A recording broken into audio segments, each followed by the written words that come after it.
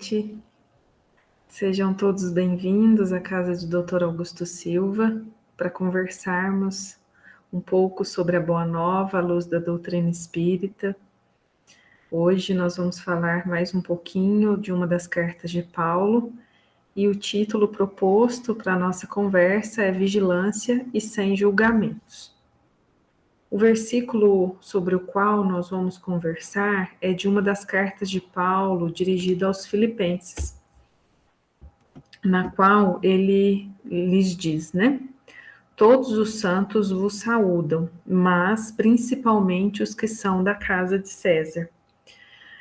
Aqui eu gostaria de chamar a atenção para uma das questões que Emmanuel explica dessa passagem, que ele fala que naquela época eram chamados de santos os cristãos de vida pura.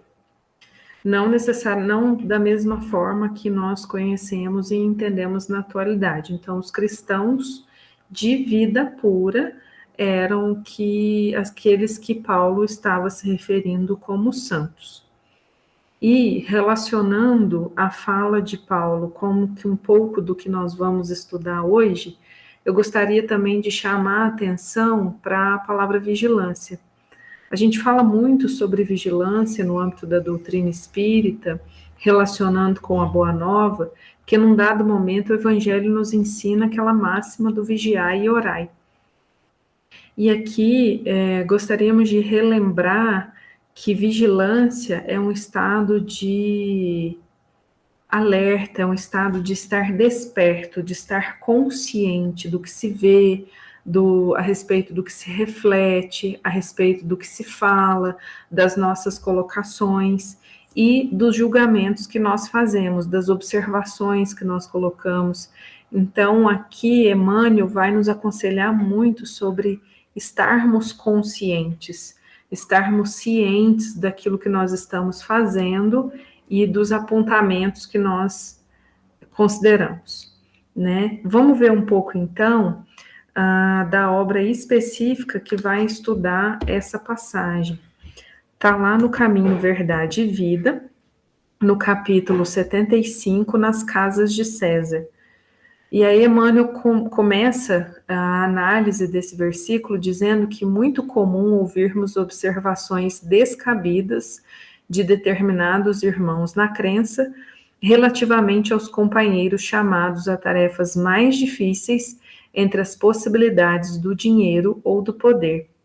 Ou seja, Paulo estava nos chamando a atenção de que entre ali os romanos, entre ali as pessoas que trabalhavam no Império Romano, estavam presentes muitos cristãos de conduta reta. Então, Paulo já tinha passado por ali na época que era Saulo, né, enquanto doutor da lei, e agora no contexto de defensor e pregador do evangelho, sendo muitas vezes apedrejado em vários lugares, ele conta à comunidade de Filipos que ali em Roma, onde muitos cristãos eram perseguidos, haviam também muitos cristãos que trabalhavam pela disseminação do evangelho. E por vezes, trazendo para os tempos atuais, por vezes, quando nós olhamos as pessoas que estão ocupando altos cargos ou pessoas que dispõem de um certo nível de conforto financeiro, nós cometemos o equívoco de julgá-los como pessoas que façam mau uso desse acesso à riqueza ou do acesso ao poder. E pelo simples fato deles acessarem esses espaços, esses contextos, sem sequer conhecê-los, sem sequer nos aproximarmos. Nós já colocamos uma ideia pré-concebida a seu respeito. Então é preciso muito cuidado, né? Como bem diz o título da palestra, muita vigilância e menos julgamentos, porque nós não temos capacidade nem direito de julgar.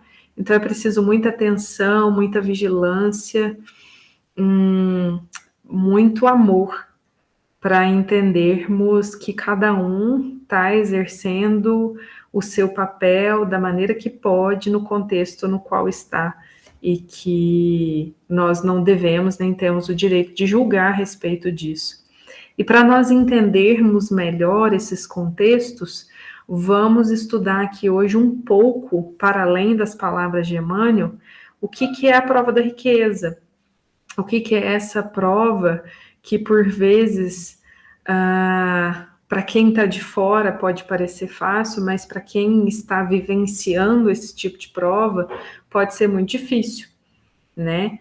Vamos ver o que a doutrina espírita nos fala a respeito da prova da riqueza, então.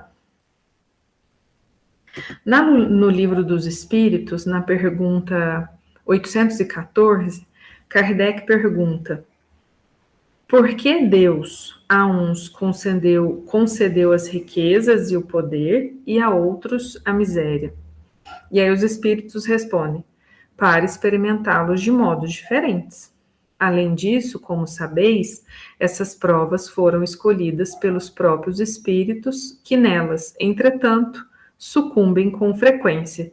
Então, vejam bem, né? Os espíritos nos lembram que nós, por meio do nosso planejamento reencarnatório, escolhemos o gênero de provas que nós vamos vivenciar, e que em ambos os casos, né, seja na riqueza e no poder, ou seja na pobreza, nós, enquanto espíritos, enquanto coletividade, temos falhado em ambos os casos. E mesmo nós tendo escolhido essas provas e sob a orientação também dos nossos espíritos protetores, de modo que a gente não superestime a nossa capacidade, nem subestime a nossa capacidade, né, para que a gente enxergue de fato e com realidade até onde nós podemos chegar, até onde nós devemos nos esforçar a cada reencarnação. E aí uma boa lembrança também no que diz respeito aos ciclos reencarnatórios é lembrar que são apenas contextos distintos nos quais nós estaremos vivenciando ao longo das encarnações para aprender lições diferentes. Pois, como bem sabemos na doutrina espírita, uma das questões que nos consola muito é a questão reencarnacionista, que nos permite, ao longo das encarnações, no devido tempo, com a devida calma, vivenciarmos tudo que é necessário para o nosso crescimento. Então, ora nós estaremos, por exemplo, passando pela prova da riqueza, ora pela prova da pobreza, ora pela prova de riqueza intelectual, ou de dificuldade de acesso ao desenvolvimento intelectual. Então, há uma série de contextos pelos quais nós vamos passar para aprender diferentes lições, né? Ora, como pais, como filhos, como mães, irmãos, amigos, nós vamos mudando também no contexto dos nossos núcleos familiares, o que não é diferente também no contexto social. Uma próxima pergunta lá no Livro dos Espíritos, Kardec pergunta: qual das duas provas é a mais terrível para o homem, a da miséria ou a da riqueza? E aí eles respondem que são, tanto uma quanto a outra são difíceis. A miséria provoca as queixas contra a providência e a riqueza incita a todos os excessos. Então, e como o Pai deseja que a gente cresça e que a gente ame por vontade própria, é justamente porque nós dispomos de liberdade é que nós encontramos algumas dificuldades, seja para viver em qualquer um desses contextos, né? Então, diante da dificuldade financeira, eu tenho a chance de me esforçar, de lutar, de trabalhar, de reconhecer a compaixão e a benevolência de Deus em vários aspectos, né, da minha vida, mas por vezes eu escolho me queixar. Na prova da riqueza, eu tenho a oportunidade de fazer bom uso desse recurso, de distribuí-lo de uma forma justa, né, oferecendo oportunidades de trabalho, investindo em algo que beneficie coletividades. Eu tenho essa possibilidade de escolha, mas também tenho a possibilidade de escolha de usar esse recurso indevidamente com uma série de possibilidades de excesso, e futuramente, né, no plano espiritual, vir a me arrepender do mau uso da riqueza e do tempo empregado nessa encarnação. Que nós bem lembramos, apesar dos ciclos reencarnatórios, cada vida é única e o tempo não volta. Então, a dificuldade mora em ambos os casos. Lá no Evangelho segundo o Espiritismo, no capítulo 16, que fala muito sobre essas questões da riqueza, né? Então, se pergunta, né, qual então o melhor emprego que se pode dar à riqueza? Já que ela é uma prova, qual que seria a melhor escolha? E aí eles esclarecem: procurai nestas palavras, amai-vos uns aos outros, a solução do problema. Elas guardam o segredo do bom emprego das riquezas. E aí Kardec ainda vai além. Ele fala que na caridade está, para as riquezas, o emprego que mais apraz Deus. Não nos referimos, é claro, a essa caridade fria e egoísta que consiste em a criatura espalhar a seu derredor o supérfluo, mas essa caridade plena de amor que procura a desdita e a ergue sem a humilhar. Então, na máxima de Jesus, né, sobre amarmos uns aos outros, nós encontramos um guia certeiro sobre como utilizar a riqueza que nós acessarmos, seja inclusive riqueza intelectual, seja todo tipo de riqueza, o contexto de riqueza e poder que nós acessarmos. Se o guia, né, para o uso disso for o amor de uns para com os outros, nós certamente teremos mais chance de acerto. E aí, quando o Evangelho segundo o Espiritismo cita a caridade, ele deixa ainda claro que não é isso de distribuir o supérfluo ou de simplesmente, como a gente diz hoje, né, que é tão fácil, se tem o recurso, é tão fácil fazer Pix, né, sem de fato ir conhecer a realidade daquelas pessoas, entender o que se passa com elas.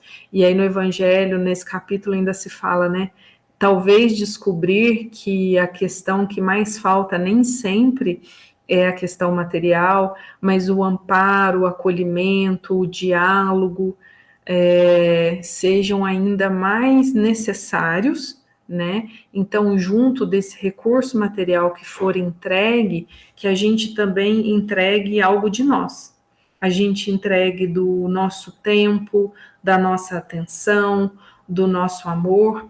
E isso a gente pode fazer e deve fazer, né? Não só fora dos nossos lares, mas também a partir dos nossos lares, porque por vezes nós podemos sair por aí distribuindo coisas materiais ao nosso redor, sem ter começado dentro do nosso lar uma tarefa de compreensão, de paciência, de acolhimento com aqueles que estão ainda mais próximos de nós, né? Então, cultivando essa capacidade de amar em vários sentidos no lar, é que nós vamos conseguir expandir esse amor e levar, junto com a caridade material, a caridade moral e espiritual. Então, é desse tipo de caridade que o Evangelho segundo o Espiritismo nos esclarece que deve vir acompanhado a distribuição da riqueza, o uso da riqueza. E aí, né, no que diz respeito às dificuldades que a riqueza impõe, há uma observação a mais no Evangelho segundo o Espiritismo, que diz que se a riqueza houvesse de constituir obstáculo absoluto à salvação dos que a possuem, Deus, que a concede, teria posto nas mãos de alguns um instrumento de perdição, sem apelação nenhuma, ideia que não tem nenhum sentido, que não encontra coerência com o nosso raciocínio. Né? O Pai não iria nos colocar em contextos sobre os quais nós não tivéssemos condições de amadurecer, de crescer, de nos melhorar, sendo que esse é o nosso maior objetivo. Então, se nós estamos acessando esse tipo de contexto, é porque ele pode trazer muitos benefícios reais, né, para o nosso amadurecimento e crescimento espiritual. E ele segue. Sem dúvida, a riqueza constitui uma prova muito arriscada, mais perigosa do que a miséria. É o supremo excitante do orgulho, do egoísmo e da vida sensual. É o laço mais forte que prende o homem à terra e lhe desvia dos céus os seus pensamentos. Mas ele continua. Mas, do fato de a riqueza tornar difícil a jornada, não se segue que a torne impossível. E não possa vir a ser um meio de salvação para o que dela sabe servir-se, né? Para quem sabe fazer bom uso desse recurso. E aí ele faz uma comparação muito interessante, né? Que ele faz a comparação da riqueza, que embora difícil e possa levar à perdição pelas nossas escolhas, ele fala que é como certos venenos que podem restituir a saúde se empregados a propósito e com discernimento. Nós sabemos na ciência farmacêutica que os medicamentos que nós temos acesso para o tratamento da nossa saúde, se mal utilizados, eles podem nos fazer mal, eles podem inclusive acabar com a vitalidade do corpo. Não é por acaso que para o uso de cada medicamento existe recomendações, existe uma bula, existe uma quantidade, existe um intervalo de tempo que nós devemos obedecer para tomar esses medicamentos, que se a gente tomar uma dose excessiva, a gente vai passar mal. Então, se para os medicamentos, né, o mau uso pode trazer consequências graves, inclusive o óbito, é comparável também aos recursos materiais, que o mau uso também pode trazer consequências graves para o nosso espírito e para aqueles que estiverem ao nosso redor, né? E aí nós responderemos naturalmente por isso. É uma comparação que a gente sempre gosta de fazer também, né? Quando um acidente de carro acontece. O carro, ele tem ali a sua faixa de velocidade que ele pode chegar, mas quem determina a velocidade que ele vai chegar em determinados trechos da estrada é o motorista. O carro não anda por si, né? Nós é que vamos determinando a velocidade, como fazer as curvas, como e quando realizar ultrapassagens, se forem necessárias, né? O condutor de tudo isso, né? Somos nós. Ou seja, nós somos os condutores das nossas escolhas, independente do contexto que nós estivermos. Na obra Correio Fraterno, tem um capítulo muito interessante, no qual Emmanuel intitula, né, Enriquece-te sempre. Ele fala que dinheiro que domina, se o dinheiro domina, é sombra congelante das nossas melhores oportunidades de aprimoramento.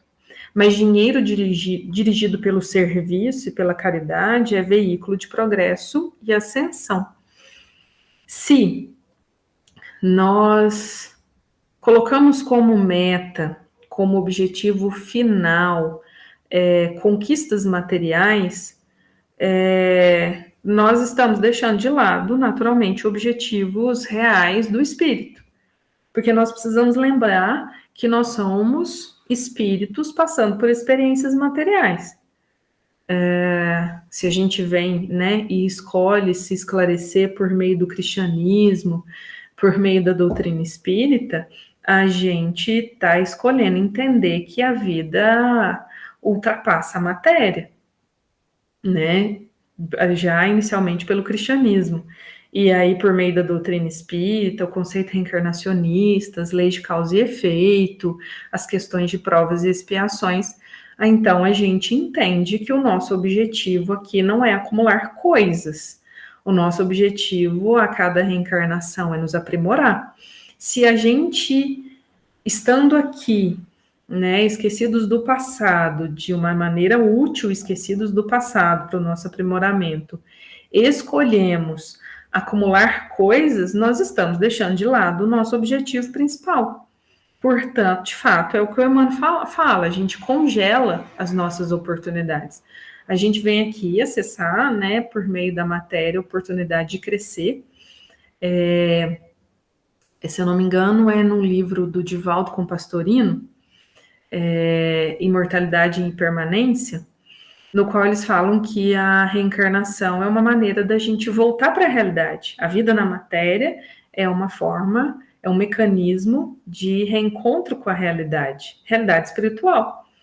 Mas a gente escolhe fugir dos nossos objetivos, seja cada um por seus próprios motivos, a gente escolhe fugir dos objetivos reais e se esconder na matéria em objetivos ilusórios, achando que a gente tem que acumular coisas. Mas se a gente olha para essas ferramentas materiais, que são sagradas, e coloca elas a serviço do bem, aí sim, né, como bem diz o Emmanuel, é um veículo de progresso em ascensão.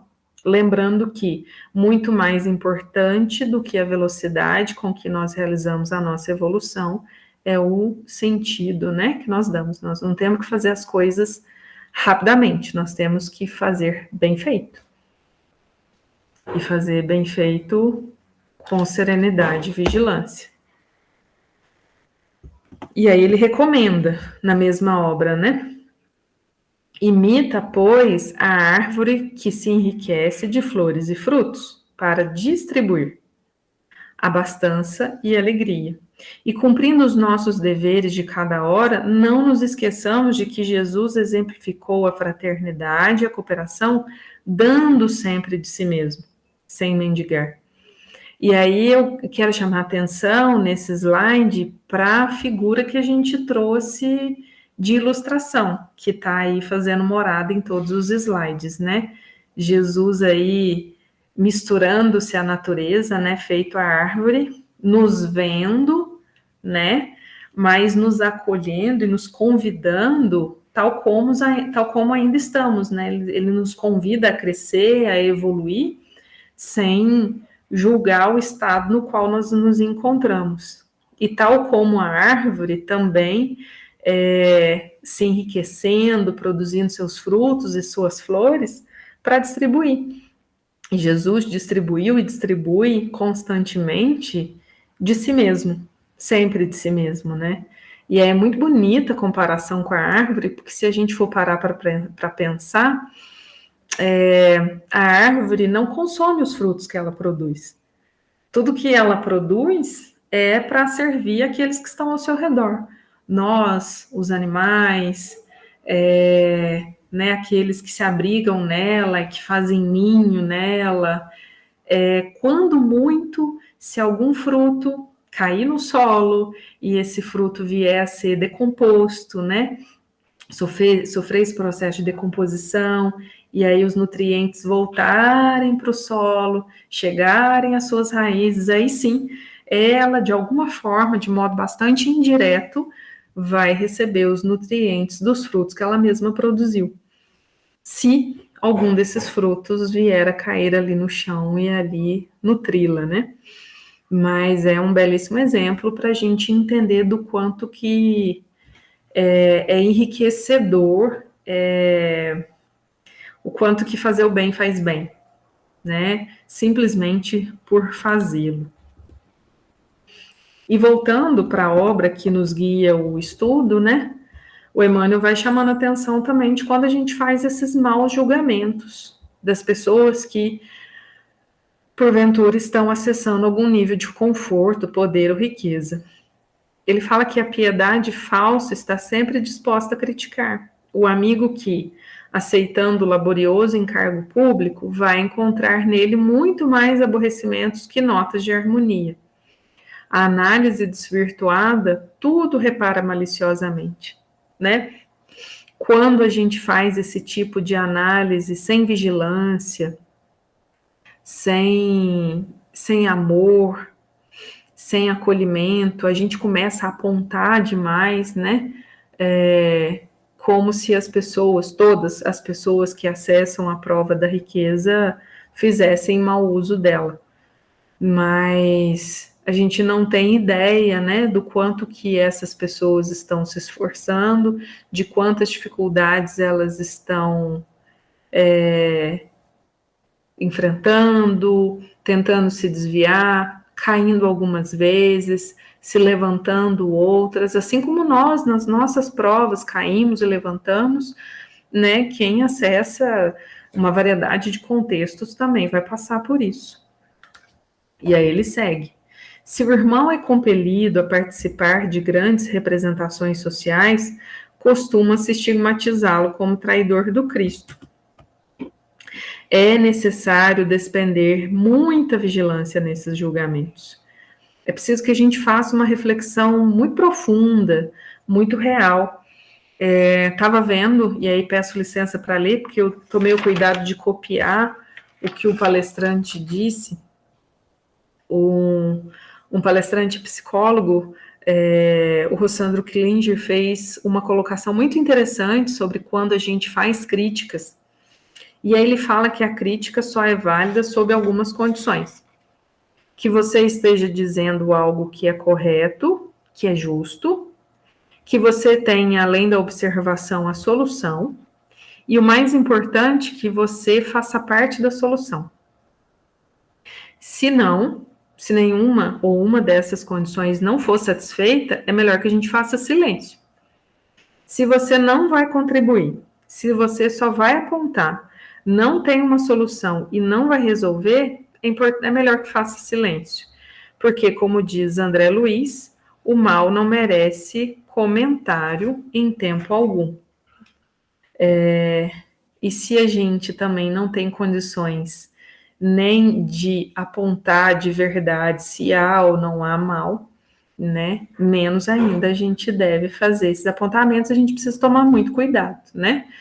Quando muito, a gente dá conta de se autoanalisar. E ainda assim, para uma autoanálise é preciso muito amor, muito acolhimento de si mesmo, né? Muito cuidado, mesmo para fazer autoanálise e autocorreção. E aí, na obra Pontos e Contos, no capítulo 28, o irmão X fala uma coisa tão bonita, né? Antes de tudo, só Deus pode julgar em definitivo as suas criaturas.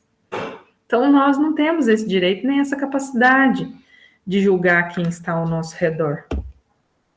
E aí ele complementa: quem será o Senhor das riquezas, senão o próprio Pai que criou o universo?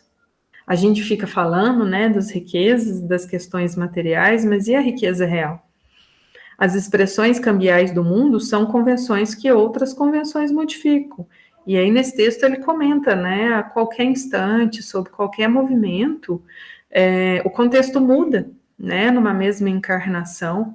Então, a gente precisa tomar muito cuidado, de fato, com as observações que a gente faz, com os pré-julgamentos que a gente estabelece. E aí, Emmanuel complementa, né, e conclui a sua lição dizendo: não julgues, pois, a teu irmão pela sua fortuna aparente ou pelos seus privilégios políticos. Antes de tudo, lembra-te que havia santos na casa de Nero e nunca ouvides tão grandiosa lição. Nunca esqueça de tão grandiosa lição. Ele cita a casa de Nero porque foi na época em esse imperador, ele perseguiu muitos cristãos, né? E como a gente falou no início, né? Paulo aí se faz referência aos santos como os cristãos que seguiam uma conduta pura e elevada, né? Então nós tínhamos ali muitos cristãos que já se esforçavam em seguir no bem, e muitos deles foram queimados, foram crucificados, foram perseguidos, e estavam ali, em meio àquela comunidade, e por vezes foram julgados também, e seriam julgados por nós, e nós ainda julgamos pessoas, em todo tipo de contextos que elas se encontrem.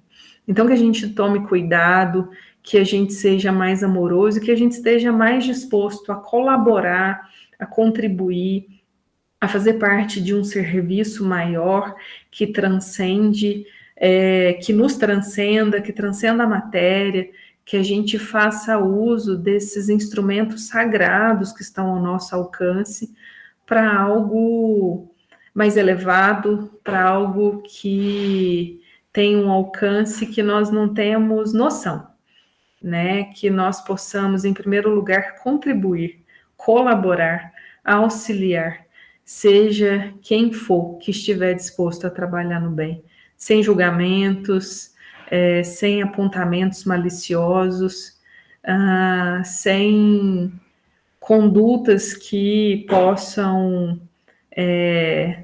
denegrir ou atrapalhar qualquer projeto no bem. Lembremos-nos que todos nós que estamos aqui nesse planeta Terra de provas e expiações, estamos em processo de aprendizado, estamos em processo de crescimento, estamos em processo, né? Nós estamos, e se nos esforçarmos, né, o nosso caminho é em direção de volta à casa do Pai. Então, que nos lembremos sempre disso. Aqui nos despedimos, agradecemos a audiência de todos, que todos sejam bem-vindos à casa de Dr. Augusto Silva e nos reencontremos sempre nessas oportunidades de serviço no bem, que assim seja.